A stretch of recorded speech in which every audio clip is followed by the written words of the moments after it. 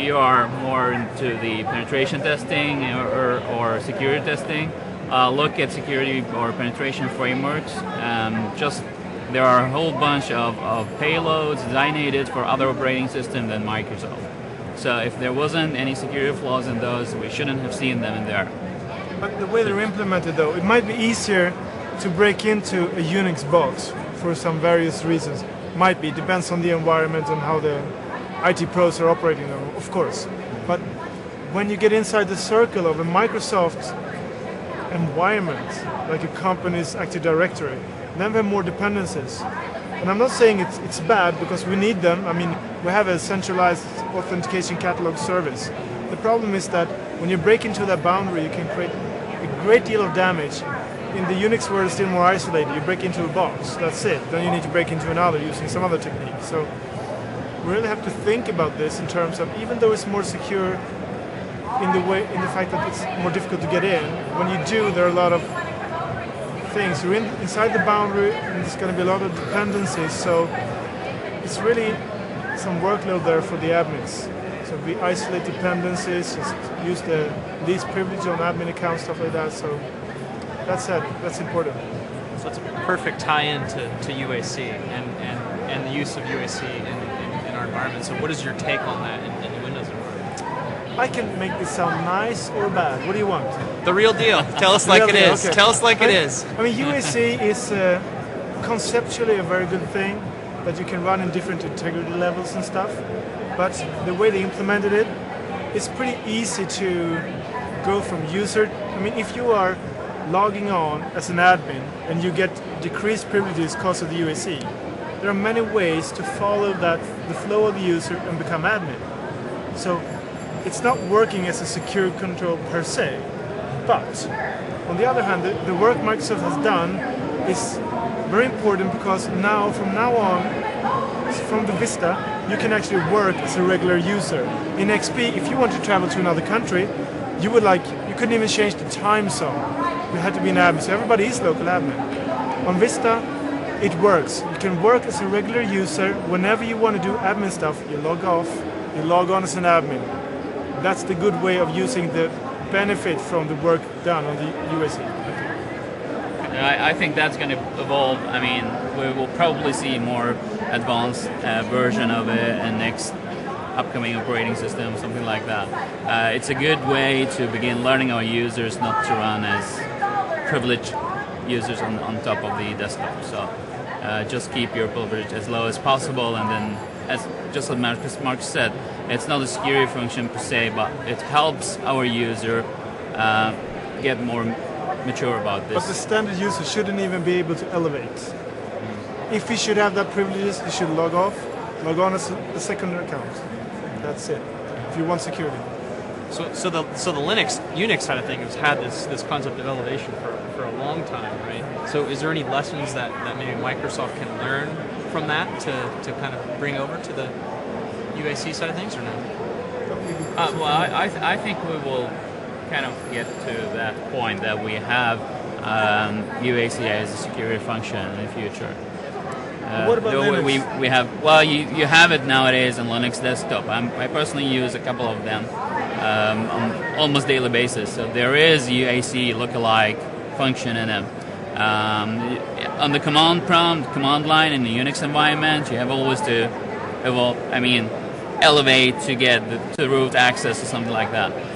Nowadays in X Windows, there is pretty similar functionality to UAC as we see it in Windows Vista. So that's why I think we are going in the same direction on different operating systems as well. But of course, I mean, I'm not that much of a Unix guy nowadays. I turn into Windows, obviously. So, but still, I think you should look out. Maybe there are good stuff there you can learn. You should always, look at the others. I know you do it already. So, the developers are having a good portion of this. We have to make them think, not running as an admin. If they begin developing their software not running as an admin, the chance will be much better that our users can run those applications not being an admin and things like that. Although Windows Vista helps us with virtualizing the registry, virtualizing the file system, and similar measures, but we have to bring this back to our developers and just tell them, hey, you have to rethink, redesign your systems, think low prev from the very first beginning of the development cycle. Secure development, I think. SDL. Yeah. So I know a big hot topic nowadays is virtualization, right? Yeah. And so where do you see security fitting in the virtualization market, or kind of some key things maybe people need to think about when taking on this endeavor of virtualization? It's a good question, I think. It's, one thing about virtualization, I mean, from one perspective, it's just another like hardware layer, even though it's like emulated hardware, because it's a new platform basically that your operating systems are running on. So the increased attack vector there is really the interaction between the virtual host and the mothership, if you will. So that's one thing we need to think about. If you can do drag and drop between that the virtual host and the system, then there must be a communication channel. So that's a possible attack vector. There is like file sharing stuff, whatever, anything that is. So it will become an increased attack vector. So you will have to take that seriously. And I think in an enterprise environment, you should disable all of those features if you have the opportunity, if you don't need it. And I know that if you talk about the new VMware, the best versions and Hyper-V, there aren't that many of those features anymore. But learning from history, there will be more and more features as this becomes more and more popular, right? I mean, hypervisor version 3, we're going to have a lot of features which will actually probably increase the attack vector. So just bring the security focus along. And for the users, just don't use it if you don't need it. That's it. So shifting focus a little bit to the Stirling sides of things and what we're doing there. What do you see some things that are going to be really beneficial to customers that are out there? Stirling is, I think, I'm going to keep this on a conceptual level because we are actually working a lot with Stirling under NDA right now. We're doing, I think we did the first implementation in Europe and we work closely with the Microsoft team on this. But as a concept, I think it's good that they're moving into a more proactive security thing than reactive when you talk about antivirus and stuff. Like when you find evil things going on, you can actually reconfigure the servers to mitigate it automatically. And it's a more centralized perspective of monitoring and stuff like that. So all the security features are working together. You can see what's going on, get a good overview. So it's conceptually a very good thing.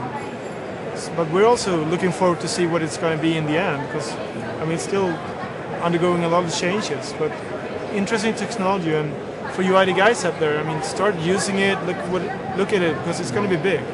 That's for sure. It's all about bringing system management and security management or threat management together. You know, so you can be more reactive. I mean, if you see any virus attack, then you could probably disconnect this station from the network, or do some more extensive scanning on it, or tell the firewall to react on traffic ongoing between this and that. So it's just about bringing system management and threat management and begin reacting on whatever is happening on the network in more real-time scenarios. So this is a good case for Microsoft, because I mean the customers, they want one platform to monitor it all. So the whole system center thing, I mean, we don't want to, like any other antivirus, whatever security solution vendor, we don't want their platform to manage and this platform to manage.